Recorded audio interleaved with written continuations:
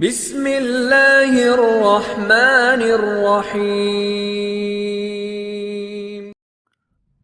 حضرت ابوذر رضی اللہ تعالیٰ عنہ سے روایت ہے کہ نبی کریم صلی اللہ علیہ وسلم نے فرمایا،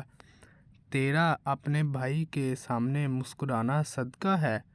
نیکی کا حکم دینا صدقہ ہے، برائی سے منع کرنا صدقہ ہے، بے آباد زمین میں کسی آدمی کی رہنمائی کرنا صدقہ ہے، جہاں کوئی قائد نہیں ملتا کمزور نظر والے آدمی کو دکھانا صدقہ ہے، راستے سے پتھر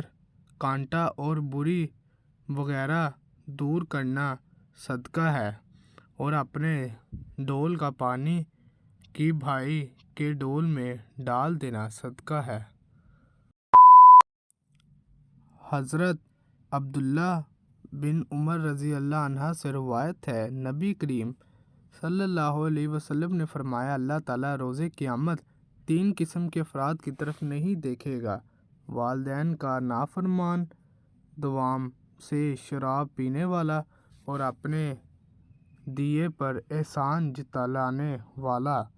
اور 3 آدمی جنت میں داخل نہیں ہوں گے: والدین کا نافرمان، دیوس جسے اپنے اہل و عیال کے سلسلے میں غیرت و حمیت نہ ہو، اور مردوں سے مشابہت رکھنے والی عورتیں۔ سیدنا عبداللہ بن عمر رضی اللہ تعالیٰ عنہ سے روایت ہے کہ رسول اللہ صلی اللہ علیہ وسلم نے فرمایا، اگر لوگوں کو پتہ چل جائے کہ تنہائی کے کیا نقصانات ہیں